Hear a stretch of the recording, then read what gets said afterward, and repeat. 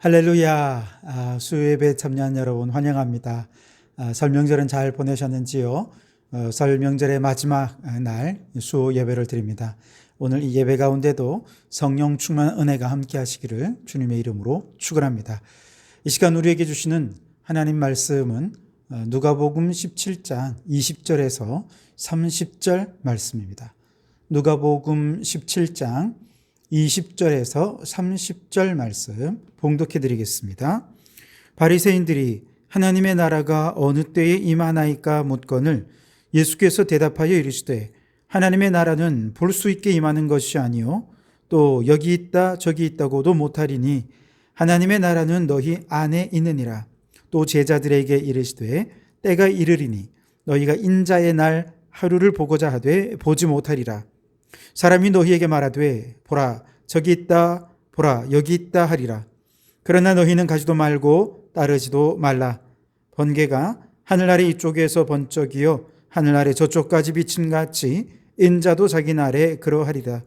그러나 그가 먼저 많은 고난을 받으며 이 세대에게 버림받 되어야 할지니라. 노아의 때에 된 것과 같이 인자의 때에도 그러하리라. 노아가 방주에 들어가던 날까지 사람들이 먹고 마시고 장가들고 시집가더니 홍수가 나서 그들을 다 멸망시켰으며 또 롯의 때와 같으리니 사람들이 먹고 마시고 사고 팔고 심고 집을 짓더니 롯이 소돔에서 나가던 날에 하늘로부터 불과 유황이 비 오듯 하여 그들을 멸망시켰느니라. 인자가 나타나는 날에도 이러하리라. 아멘. 주님과 동행하는 사람, 오늘 19번째 시간입니다. 주님과 함께 천국의 삶을 이라는 제목으로 은혜를 나누고자 합니다. 지난 이 시간 우리는 죽음과 심판을 생각하라 라고 하는 제목으로 만일 우리가 죽음과 이후에 심판이 있다는 걸 생각하며 살아간다면 오늘 이 시간 우리가 살아간 이 삶에서 주님과 동행하는 삶이야말로 가장 중요하다라고 하는 것을 깨닫게 되고 주님과 동행하는 삶을 위해 헌신하며 살 것이다. 이런 말씀을 함께 나누었습니다. 자, 그런데 이처럼 죽음과 심판 또 이후에 천국을 소망하는 사람들 중에는 지나치게 천국 소망 이것만 생각한 나머지 현실에서의 삶을 등한시하는 사람들이 있습니다. 나는 이제 더 살고 싶지 않아. 저 천국의 소망이 내게 너무 분명하고 확실하고 저 천국이 너무 좋으니 빨리 죽고 싶어. 빨리 이 세상 떠나고 싶어. 라고 생각하는 사람들이 있습니다. 이 세상에서 살아가는 하루하루 의미 없어. 저 천국에서의 삶이야말로 정말 멋진 인생이야. 그러면서 이 땅에서의 삶을 하찮게 생각합니다. 이 땅에서의 삶을 의미 없고 빨리 벗어나야 하는 어떤 인생이라 생각한다면 여러분 그것은 정상적인 천국 소망이라고 말할 수는 없을 것입니다. 데살로니가 후서 3장에 나중에 이제 살피겠습니다만 데살로니가 교회 안에 이런 부류의 사람들이 있었습니다. 이제 곧 주님 오실 텐데 부지런히 열심히 살아서 뭐해? 이 땅에서 돈 벌고 사업하고 그런 거 중요하지 않아. 중요한 것 천국 소망 가지고 천국만 바라보며 살아가는 거야. 그러면서 직업도 버리고 사업도 접어버리고 다 팔아서 교회에 헌금하고 그들은 그저 함께 매일같이 교회 모여서 예배드리고 찬송하고 그저 천국에 빨리 데려가 달라고 기도하면서 그렇게 하루하루를 의미 없이 보내는 사람들이 있더라는 것이지요. 마치 옛날에 다미 선교회라고 여러분 들어보셨죠? 그들도 그랬습니다. 가진 거 다 팔아서 1992년 10월 26일 12시 정확하게 예수님 재림하신다. 그래가지고 산속에 그들이 모여가지고 그들만의 천국을 이룬 거예요. 매일매일 천국 갈 날 기다리면서 아무것도 안 하고 직업도 버리고 또 사업도 포기하고 다 팔아가지고 산속에 들어와가지고 매일 예배만 드리는 거예요. 결국 어떻게 됐습니까? 그들이 기다리던 그날 그 시간에 그 장소에 예수님은 나타나지 않으셨습니다. 왜요? 잘못된 신앙이니까. 결국 그들을 이끌던 이 장님이라는 사람은 사기죄로 감옥에 들어갔고 사람들은 모두 뿔뿔이 흩어져 버리고 말았죠. 데살로니가 교회 안에도 그런 사람들이 있었어요. 그래서 바울이 그들에게 경고한 말씀, 안 믿는 사람들의 뇌리에도 아주 강력하게 남아있는 말씀이죠. 무슨 말입니까? 누구든지 일하기 싫어하거든 먹지도 말게 하라 라고 하는 말씀입니다. 여러분, 천국을 사모한다면 이 땅에서의 삶도 소중히 여길 수 있어야 됩니다. 천국을 사모한다 하면서 이 땅에서의 삶을 등한시하고 이 세상에서의 삶을 의미 없이 살아간다면 온전한 천국 소망이라 말할 수 없어요. 천국 소망을 가진 사람은 그 소망을 가지고 오늘 지금 이곳에서 주님과 동행하는 삶을 살게 될 것입니다. 누가복음 9장 말씀에 보면 예수님께서 어느 날 이제 산에 올라가서 아주 놀라운 모습으로 변화되시죠. 그리고 그곳에서 모세와 엘리야와 함께 예수님께서 대화하시는 장면이 나옵니다. 이때 주님과 함께 있던 베드로와 야고보와 요한이 하늘의 문이 열리고 모세와 엘리야가 주님과 함께 대화하는 모습이 너무나도 영광스럽고 너무나도 찬란하고 정말 이 세상에서 누릴 수 없는, 말로 표현할 수 없는 천국의 기쁨, 평안, 은혜 가득한 것을 그들이 맛보게 됩니다. 그래서 베드로는 예수님께 얘기하죠. 자기도 모르게 주님, 이곳에서 초막 셋을 짓고 여기 머무릅시다. 산 밑에 내려가지 맙시다. 여러분, 이것이 천국을 맛본 사람의 자연스러운 반응일 것입니다. 그러나 예수님께서는 그들과 함께 다시 산으로 아래로 내려오셨습니다. 산 아래는 누가 기다리고 있습니까? 귀신 들려서 괴로움 당하는 아들을 둔 아버지와 아들이 기다리고 있습니다. 아들은 귀신에 들려 물에도 들어가고 불에도 들어가고 자해도 하면서 도무지 누구도 그 아이를 막을 수 없는 암담한 상황이었죠. 제자들에게 기도 부탁했지만 제자들은 도무지 귀신을 쫓아낼 수가 없어서 너무나도 어쩔 줄 몰라 하고 있었습니다. 바로 이런 모습이 산 아래의 모습이라는 거예요. 천상의 모습과는 너무나 대조적이죠. 천상에서 영광스럽고 찬란하고 너무나도 평화스럽고 화려한 그 멋진 모습보다 주님은 이 세상 혼란스럽고 문제 많고 그래서 염려, 근심, 걱정, 투성인 이 세상 속으로 내려오셨다는 거예요. 천국의 평안을 경험한 사람은 단 한순간도 1초라도 이 세상에 있고 싶어 하지 않을 그 문제 많은 세상 속에 주님은 내려오셨어요. 산 위에 머물러 있지 않으셨습니다. 제자들을 데리고 산 아래로 내려와서 그 아이의 문제를 해결해 주고 귀신을 쫓아주고 고쳐주셨죠. 모든 문제가 해결되고 풍파가 잠잠케 되고 바로 주님과 함께하는 그 자리에 천국의 기쁨을 누리게 해 주셨습니다. 모두가 당황해서 어쩔 줄 몰라 하고 그 문제로 인해 쩔쩔매는 사람들에게 주님께서 함께 하심으로 천국의 평안, 천국의 기쁨, 그 천국을 그대로 가져오시는 분이 바로 우리 예수님이라는 것이지요. 여러분, 우리가 천국 소망을 안고 있습니까? 그렇다면 우리는 그 천국 소망을 안고 문제투성인 세상 속으로 들어가야 합니다. 고난과 환난으로 뒤죽박죽 엉망이 되어버린 인생들의 한복판으로 들어가서 그들에게 천국을 보여주고 천국을 맛보게 하고 그들도 천국의 평안, 천국의 위로, 천국의 사랑 경험할 수 있게 해서 그들도 우리처럼 천국을 소망하는 자가 되도록 해야 하는 것이죠. 이것이 천국을 마음에 품은 사람들에게 주신 우리 주님의 사명이라 그렇게 말할 수 있겠습니다.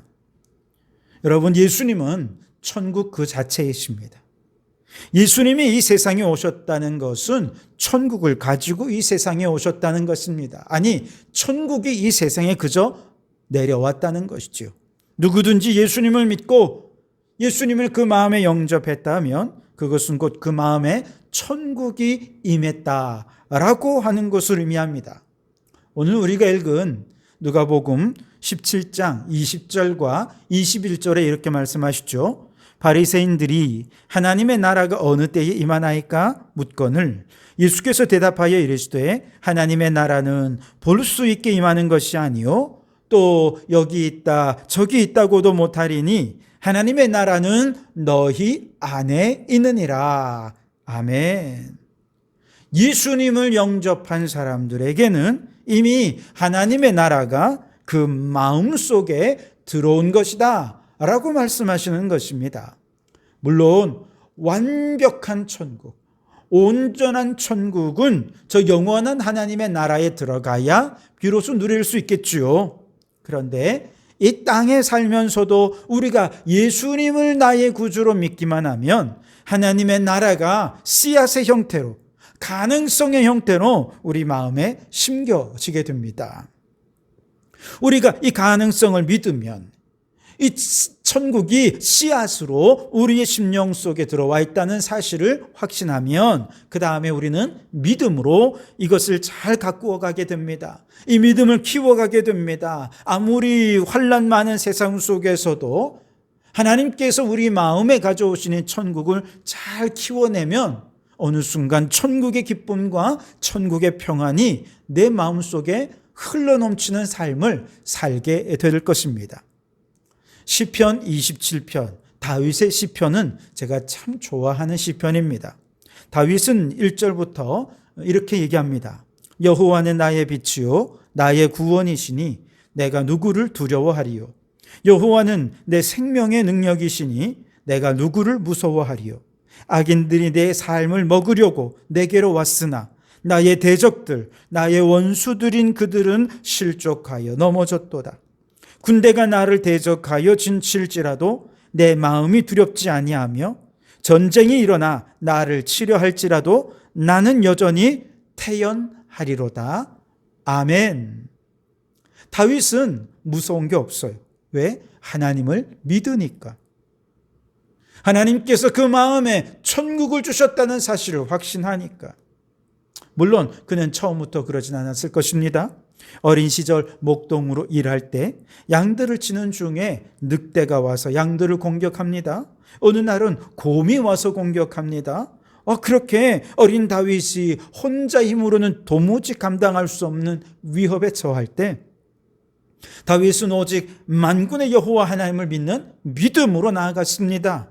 처음엔 작은 씨앗 같은 믿음이었는데 이 믿음으로 늑대도 물리치고 그것이 조금 더 자라니 곰도 물리치게 되고 사자가 와도 두렵지 않고 사자를 물리칠 수 있게 됩니다. 강도들이 때로 몰려와도 그것을 믿음으로 물리치니 사방의 대적들로 에워싸서 양들을 공격해온다 할지라도 다윗은 오히려 그 마음에 하나님이 함께 하시는 천국과 평안을 누리며 대적들로부터 양떼들을 지켜내었던 것이지요. 그 과정에서 믿음이 점점 자라나게 된 것이지요. 그러니 이제 왕이 되어서 이방 나라들로부터 자신의 백성을 지키는 위치가 되었을 때에 사방의 대적이 에워싸고 전쟁이 일어나 치려할 때에도 이미 그 마음에 천국이 이루어져 있으니 두려워하지 않습니다. 천국의 평안으로 오히려 태연하게 위기를 잘 대처해 나갈 수 있게 되었다는 것이죠. 여러분, 예수님을 믿으십니까? 그렇다면 이미 천국은 여러분 안에 있다는 사실을 확신하시기 바랍니다.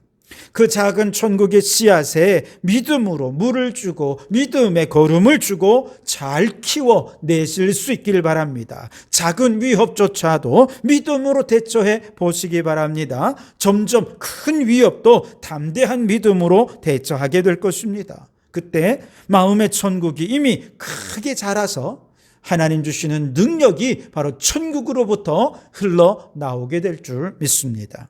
여러분, 우리가 예수님과 동행한다는 것은 바로 이런 것입니다.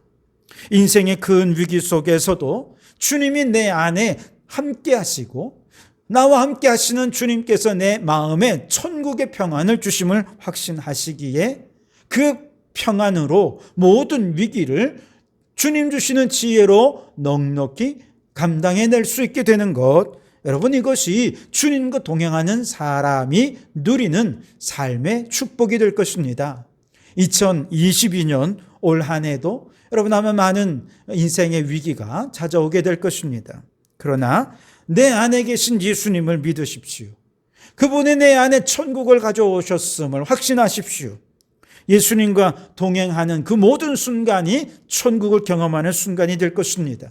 천국의 평안을 누리게 될 것입니다. 천국의 안연함을 경험하게 될 것입니다. 그 평안, 그 안연함으로 인생의 위기를 담대함으로 잘 이겨내는 올 한 해 우리 모든 성도들의 삶이 되시기를 주님의 이름으로 축원합니다. 두 번째로, 이처럼 예수님을 믿고 마음의 천국을 경험한 사람은 이제 이 땅에 천국이 이루어지기를 위해 기도하고 이를 위해 헌신하게 됩니다. 마태복음 6장 10절에서 제자들이 예수님께 기도를 가르쳐달라 청하였을 때 예수님께서 너희는 이렇게 기도하라 하시면서 가르쳐 주신 기도의 제목 가운데 이것이 있죠. 나라가 임하시오며 뜻이 하늘에서 이루어진 것 같이 땅에서도 이루어지이다. 아멘. 하나님의 나라가 이 땅에서 이루어지게 해달라고 기도하고, 기도했으면 어떻게 해야 됩니까? 나가서 이를 위해 헌신해야 한다는 것입니다. 오늘 우리가 읽은 누가복음 17장 본문에 보니 마음에 천국이 있다고 가르쳐 주신 예수님께서 이어서 이 말씀하신 내용을 잘 보시면 마지막 주님 재림하시는 날, 즉 인류 종말의 날에 나타날 현상에 대해서 노아의 때와 롯의 때에 대하여 비유에 대해서 말씀해 주시는데요. 26절에서 30절을 다시 보시면 노아의 때에 된 것과 같이 인자의 때에도 그러하리라. 노아가 방주에 들어가던 날까지 사람들이 먹고 마시고 장가들고 시집가더니 홍수가 나서 그들을 다 멸망시켰으며 또 롯의 때와 같으리니 사람들이 먹고 마시고 사고 팔고 심고 집을 짓더니 롯이 소돔에서 나가던 날에 하늘로부터 불과 유황이 비오듯 하여 그들을 멸망시켰느니라. 인자가 나타나는 날에도 이러하리라. 아멘.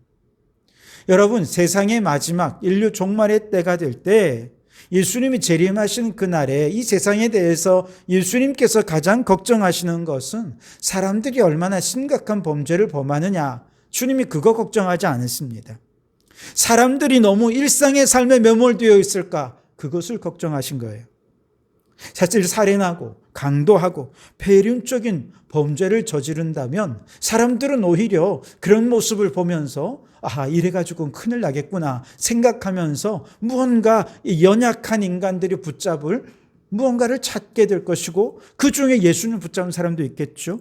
그런데요, 사실 인류 종말을 가져오는 가장 심각한 범죄는 우리 일상의 삶에 하나님이 사라져버린 것입니다. 마지막 때가 되면 모두 어떻습니까? 먹고 마시고 일하고 집 사고 차 사고 시집 가고 장가 들고, 너무 일상적인 것이지만 이것이 사람들의 삶의 목적이 됩니다.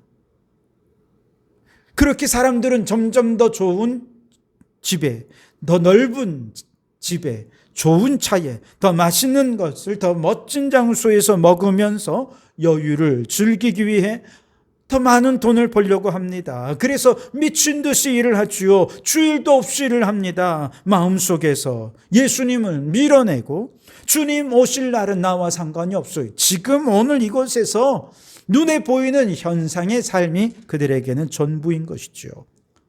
이것이 인류의 마지막의 모습이 될 거라는 거예요. 너무나도 평범하지만 그 평범한 속에 엄청난 종말의 위험이 도사리고 있다는 것입니다. 터키의 시인 나짐 히크메트라고 하는 사람이 신과의 인터뷰라고 하는 책에서 인간에게 가장 놀라운 점이 무엇인지 이렇게 얘기합니다. 어린 시절이 지루하다고 서둘러 어른이 되는 것, 그러고는 다시 어린 시절로 되돌아가기를 갈망하는 것, 돈을 벌기 위해 건강을 잃어버리는 것, 그러고는 건강을 되찾기 위해 돈을 다 잃는 것. 미래를 염려하느라 현재를 놓쳐버리는 것. 그리하여 결국 현재에도 미래에도 살지 못하는 것. 결코 죽지 않을 것처럼 사는 것. 그러고는 결코 살아본 적이 없는 듯 무의미하게 죽는 것. 여러분, 이게 우리의 인생이라는 것입니다. 예수님 없는 사람들의 인생을 한마디로 요약하면 이와 같을 거예요. 어른을 꿈꾸지만 정작 어른이 되면 어린아이가 되고 싶어 합니다. 돈을 목적으로 살지만 건강 회복을 위해 결국은 그 돈을 다 써버리는 것이지요. 결국 인간 세상에서 사람들이 목적하고 목표하는 모든 삶이 이렇게 허망하고 헛된 것이라는 겁니다. 그들은 악한 범죄를 저지른 것이 아닙니다. 그저 열심히 살고 노력하고 부지런히 살았을 뿐입니다. 그러나 그 마음에 예수님이 없고 천국이 없는 인생, 너무나도 허망할 뿐이라는 것이죠.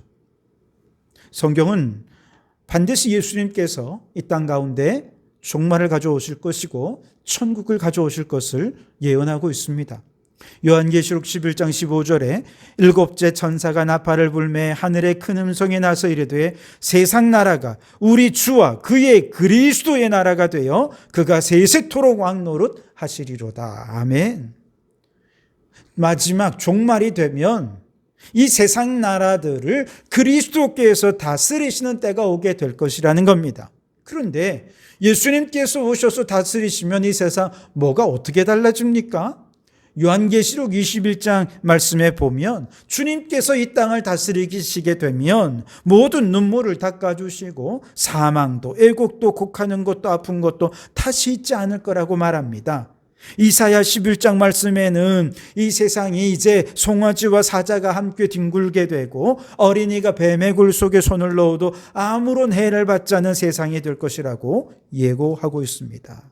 즉 예수님이 다스리시는 그 세상에 그 누구도 위협받지 않고 그 누구도 비인간적인 대접받지 않고 그 누구도 사람 위에 사람이 군림하지 않고 그리고 서로를 공격하던 칼과 창과 모든 무기를 녹여서 그것으로 곡괭이와 삽을 만들어 더 이상 이 세상에는 전쟁도 없고 싸움도 없고 아픔도 없고 소외됨도 없이 하나님께서 모든 사람에게 평등하게 평화와 안식과 위로를 주시는 것이 바로 우리 주님께서 다스리는 하나님의 나라가 될 것이라고 말씀하고 있습니다.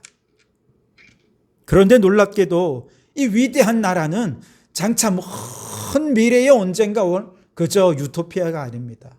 이미 우리 안에 시작이 되었어요. 예수님께서 육신을 입고 이 땅에 오실 때 천국과 함께 오셨습니다. 예수님께서 다스리는 그리스도의 나라가 이미 믿는 사람들의 마음속에 시작이 되었다는 것이죠. 누구든지 믿음으로 예수님을 그 마음에 영접한 사람이라면 이미 하나님의 나라는 그 마음에 있습니다. 그리고 믿음으로 그 하나님의 나라를 경험한 사람들이 이 땅에 하나님의 나라가 이루어지기를 위해 기도하고 하나님의 나라를 위해 헌신해야 할 사명을 받게 됩니다. 그리고 믿음으로 이 세상에 하나님의 나라를 이루기 위해 충성하게 되죠. 우리 믿는 자들이 먼저 남들 위해 군림했던 자리에서 내려와 서로를 존중해주고 타인을 공격하기 위해 내 손에 들었던 모든 공격 무기를 다 녹여 하나님의 나라를 위해 일할 곡괭이와 삽자루로 만듭니다. 내가 있는 직장, 내가 있는 사업장, 내가 있는 가정에서부터 하나님의 나라가 이루어지도록 헌신하게 되는 것이죠. 우리는 동물들의 세계가 적자생존, 약육강식의 세계라고 말하지만 정작 동물들을 연구하는 분들의 생각은 다릅니다. 오히려 동물들은 서로 공생하면서 조화를 이루며 살아간다는 거예요. 배부른데 탐욕적으로 먹잇감을 사냥하는 사자는 이 세상에 없습니다. 오직 일용할 양식을 넘어 욕심과 탐욕으로 살아가는 것은 인간들밖에 없다는 거예요. 악어의 입 속에 있는 악어새가 사람들이 볼 때는 위험해 보이지만 알고 보면 서로가 서로의 존재를 인정해주고 서로를 도우며 공생하며 공존하며 사는 것입니다. 그런데 우리 인간은 어떻습니까? 서로의 필요를 모른 채 내 입속에 들어온 사람 일단 잡아먹어야 직성이 풀리는 것 아닙니까? 그러나 마음의 천국을 경험한 믿음의 사람들은 꿈이 달라요. 소망이 다릅니다. 이 세상에서 내 배를 채우고 나의 알력을 구하는 것이 아닙니다.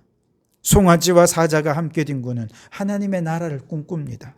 어린이가 뱀의 굴에 손을 넣어도 아무런 해가 없는 하나님의 나라를 소망하면서 내 가정에, 내 직장에 그런 나라를 이루기 위해 헌신하는 것입니다.